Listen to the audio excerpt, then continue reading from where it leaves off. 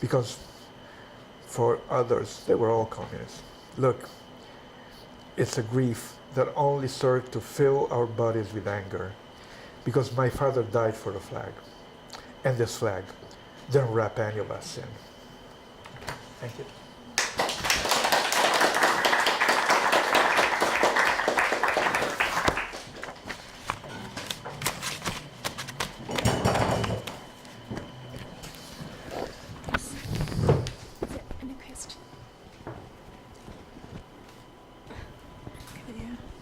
I'm not going to talk much. I'm just here to, say, can you sit with us a few minutes Yes, longer? of course. Just to say, to thank Sandro again for this book. The order has been carried out, the Fosse Ardeatine Massacre, because it's been such an inspiration for our master students over the years of thinking through ways to construct a book that has to do with collective misremembrance, relative memory and misremembrance.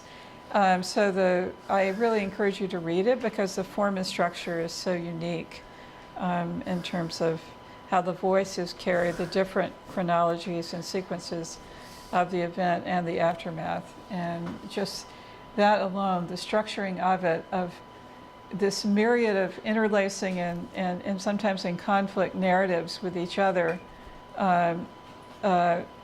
describe, I think, what Rothman calls multi-directional memory.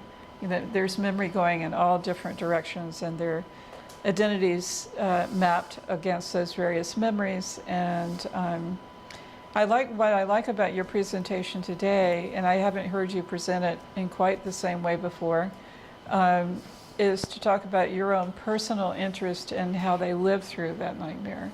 Because it's easy to talk about the myth and the misremembered sequence of events. But I like how you phrased it, because I think that the personal connection for you, seeing that graffiti, really moved you into the story in a very deeply personal and interpersonal way. But also you forgot to tell, when your book came out and won the Via Regia Prize for the best work of nonfiction in Italy, your wife was at the hairdresser that day. Yes. Tell that story. Okay. So I was a runner-up for this award, and I get a phone call, and they said, stand by the phone because the winner will be announced shortly, which is an official way of telling you you're the winner, but we can't tell you yet. So what does a winner's wife do? She goes to the hairdressers, because we were going to be on television that night. And she goes to the hairdressers, and after a while, the phone call comes in, congratulations. And so the first thing I do, I call her up on her cell phone. I said, yes, it happened. And she's pleased. And the hairdresser says, good news. And she says, oh, yes, what happened? Well, my husband just got this award for a book. And what is the book about? Oh, the Fosse Ardeatine. The lady sitting next to her, those goddamn communists, they didn't turn themselves in, and they caused all these people to be massacred.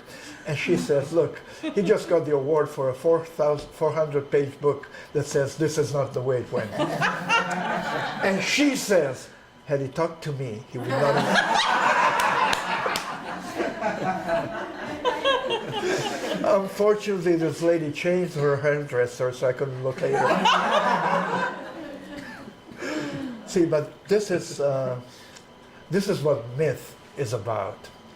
A myth is not necessarily a wrong narrative, but it's a narrative that you cannot give up, because it would, because you built your whole sense of personal, political, national identity upon that story. And if you give up that story, then you had to rethink everything. Like I remember interviewing the then secretary of the neo-fascist party, who had been a revisionist fascist, rethinking the fascist heritage and everything. So and he had gone to the Fosse Ardeatine. He had visited the place. So I interviewed him, and he says, look, I think I don't blame the partisans for doing what they did, because it was a war. Of course, they did what they were supposed to do. What I blame them for is not turning themselves in. And I said, look, it never happened that way. There was never any. And he says, this changes everything. So some people are, in fact, this guy's career, political career, ended shortly after this. But some people cannot accept that it changes everything. So I have a number of interviews where, those cowardly partisans they were asked to deliver themselves, and I says, no, they never were. You know, there's a myth that the Germans posted bills all over the city. They never did. So no. Also, I mean, you know, the key question is, how long was it between the partisan attack and the massacre? And people say a week, 6 months, because they had to give the Germans time to look for the part. Mm-hmm. It was less than 24 hours. So I said, no, well, they should have turned themselves in anyway. What do you mean? What kind of resistance is that? You kill the enemy and then you... But this is common. Well, they should not have done it. So this is like, we all have this story from childhood, The Wolf and the Lamb, where the wolf says, you're polluting my water, and he says, I'm downstream from you. Oh, but your father, but you talked, you said bad things about me 6 months ago. I was only born 3 months ago. Then it must have been his father, and he killed. So you have a predetermined conclusion. You eat the lamb, you blame the partisans, and you have a set of alternative narratives that will lead to that conclusion. And that's the way the myth works, you know, because the narrative is less important than what it leads to. Okay, my mouth keeps running. Well, I was just going to say that in the spring of, I guess it was the spring of 2001, you were shopping around for an English publisher for this Italian story. Yes. And so I read The Galleys many times, and you eventually got it published, but the editor's office said too much Italian history. But somehow the theme of your book about discovery of the powerful myths that arise around a conflict were in my head, and so I became director in 2001 of the Center for Oral History Research, and then 9/11 happened. And then I think, without thinking about it, I mean, Peter Berman and I worked together to produce an oral history project, which we've talked about it. But this powerful book was in my head and led to my suspicion that there would be a way in which this event would be used to potentially launch all kinds of disasters in the world. And that, in a way, the theory that somehow we as New Yorkers were somehow victims would lead to a form of reprisal and aggression that would change possibly the way we all lived. And so I want to thank you for that, because I think if I hadn't understood so deeply how something can go so wrong, and then of course we found out that about 85% of New Yorkers didn't want the wars, and so that's another story. You know, I should say this, one reason why the book turned out to be better than I wrote it is that Linda Shopes did a magnificent work of editing it. And I was just complaining to her about the sloppy editing of another book that I've just done for the same publisher. And she says, but I took up that book as a personal project. Mm-hmm. So that book belongs to a number of people. You know. So Majib, you're reporting on the disaster in Afghanistan, multiple series of disasters, and you're also trained in oral history. And one of the things that comes through in your stories is the human qualities, writing about the human responses and what it means to the widows and all of that. And so I'm just wondering how you respond to this presentation and what role oral history has in your own thinking about how to bring us evidence from an ongoing disaster. I was just very lucky to be here for this story today, because there are so many themes that I deal with also in terms of survivors and the stories of survivors. And it's more fresh, so the wound that I'm dealing with, it's almost like the widows haven't had the time to mourn yet. And I hadn't thought of it in those terms, that even mourning requires time, requires luxury of time. One of the things that I struggle with in approaching victims, and I would like to hear this from you also, as to how your thought process when you go to meet these people for their stories, knowing that they've lived with this wound, knowing that they've lived with this memory. I sometimes struggle, whether as a reporter or as an interviewer, I am disrupting their process. This idea of responsibility of is it really okay for me to approach them? How do you deal with that idea? What is your thought process when you think about approaching these people? Well, actually, I've only had one person say she'd rather not talk about it. But other than that, I had a sense that they were all waiting for a chance to let it out. You know. I have one case where I was interviewing, in this case it was a man, the son of, it's funny because there are streets in Rome named after these victims, but everybody knows the name because of the street. Nobody knows why the street is named after them. So I was interviewing this man whose father's name belonged to a street that I used to hang out in.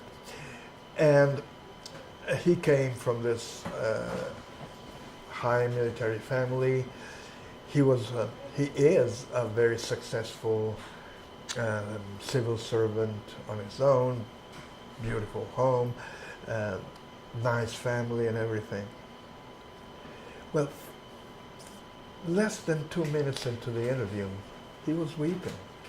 He was weeping. And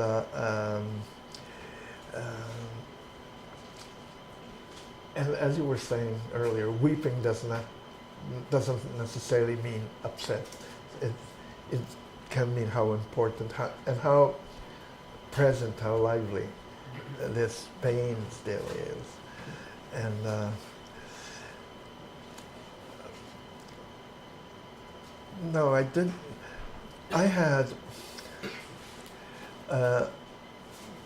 because I was dealing with false memories, I sort of defined my attitude in 3 ways at the same time. Emphatic, empathetic. Poor lady, she was 23 years old, 6 months married, they killed her husband. Poor lady. Critical. Now, did the killing happen exactly the way she said? Was he actually arrested where she's talking about? And cynical. This is a perfect ending for chapter 9.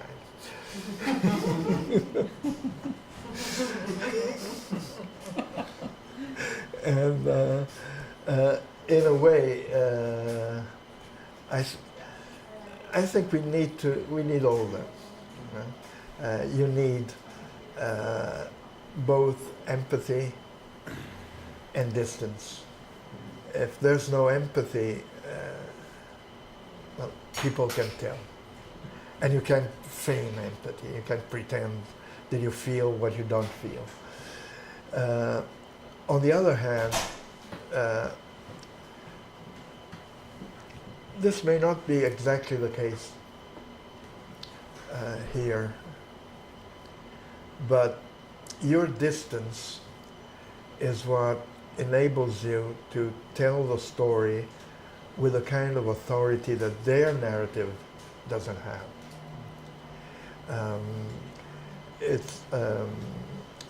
I heard this more from the ex-partisans than from the survivors. The fact that you've not taken their story at face value, but you validated it critically, is, in a way, not empowering, but at least validating.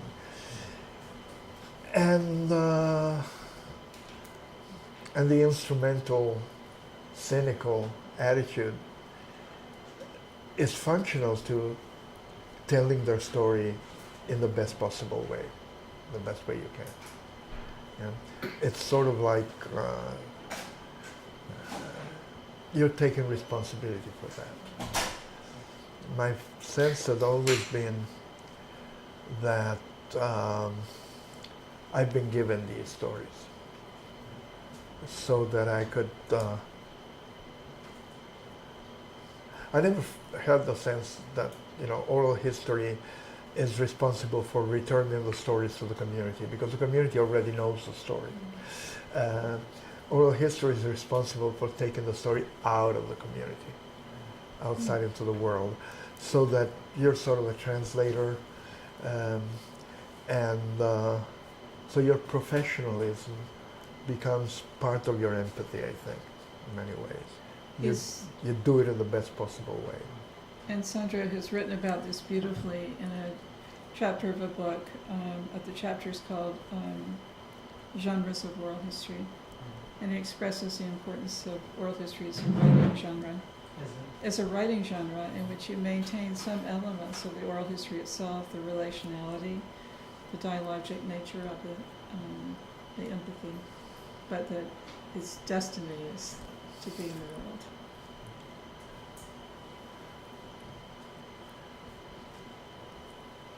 You'll have to scream. You have to speak very loudly. I have a question related to the differences between the narrators. Like when we try to, when we start a project and we start analyzing the interviews, we try to find something some similarity between them and to see how theme emerge during this process. But like my thesis project is the veterans of the Chinese Nationalist Party. And after I interviewed several of them, I found so many differences between their individual experiences. And when I try to start analyzing them, I don't know where to put those differences and to put under which themes and how to do with it. And so I really want to hear from you, give me some advice. She's my advisee, so it'd be very good. Well, one of my favorite Mark Twain quotes is, it's difference of opinions that make horse races. I mean, if we didn't have differences, we would only have one story. And number one, what are the differences about? What is the point of contention? Where do they conflict? Where do the memories conflict? Like in this case, the conflict is about are the partisans responsible or not? So the difference there is sort of held together by the fact that there's a point on which they debate. The other thing is, and we've talked about this a number of times here in the Institute, especially with Peter,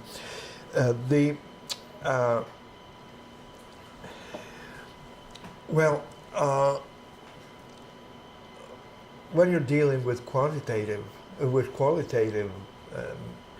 matter, like the one thing I was really paid for was teaching literature. And teaching literature means that you're dealing with difference. I mean, no two novels, no two sonnets are the same. So and what you do is you enhance the meaning of difference. Although you also look for. There was a. I'm sorry. I'm just. There was a feminist saying back home that says, "A woman without a man is like a fish without a bicycle," and which means That's all over the world by now. it's all over the world. Yes. So I don't know if it began there or it arrived there, but anyway. So I mean, there are some differences that you cannot ground because, in order to have a difference, you have to have something in common. The basic rhetorical figure is metaphor, which is based on difference and analogy at the same time. So, number one, what are they arguing about? And the other thing is, my wife is a statistician, so she does quantitative all her life, and I live with quantitative.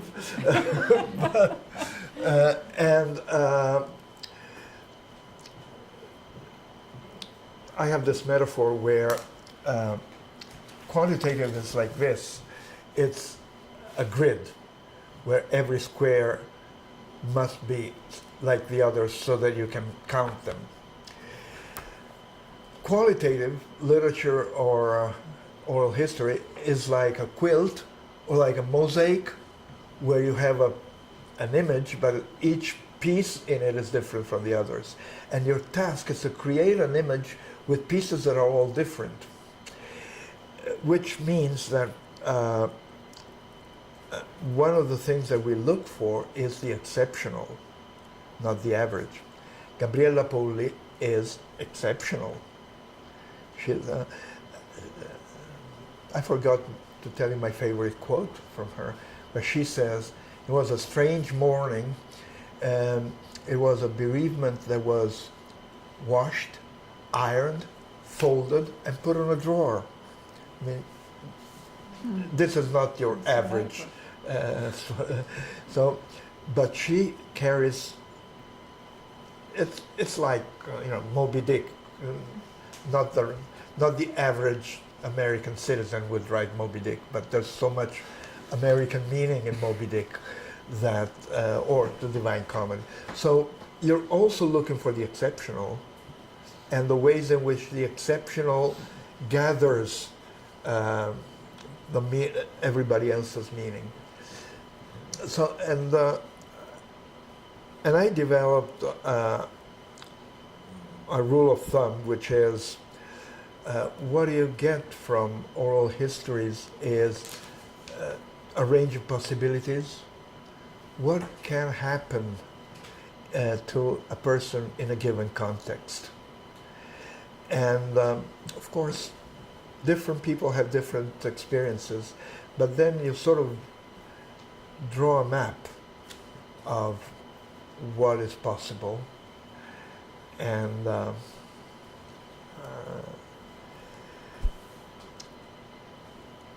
which also helps you say, okay, now I can stop.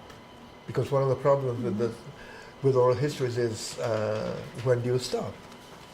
When do you stop? If the world keeps changing while you're doing it. And so when, after a while, you begin to have stories that do not suggest other possibilities than the ones you've already said, but maybe you can temporarily stop there, so that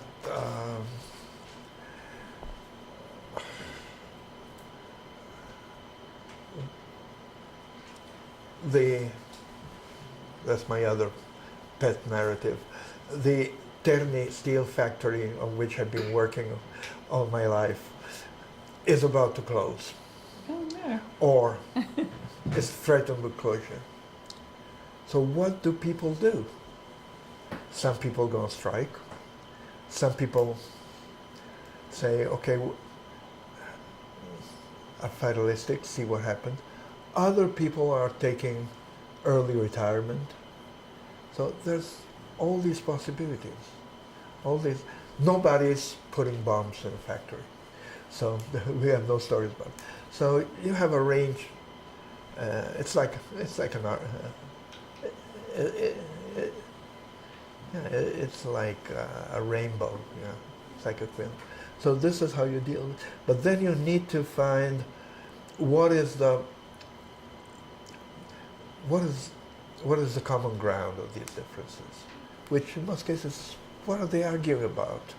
You know, what is because I guess the culture is not really about answers; it's usually about questions. So, what are the questions which generate all these different answers? This is really very tentative and open to all kinds of errors. But this is as far as I've come so far.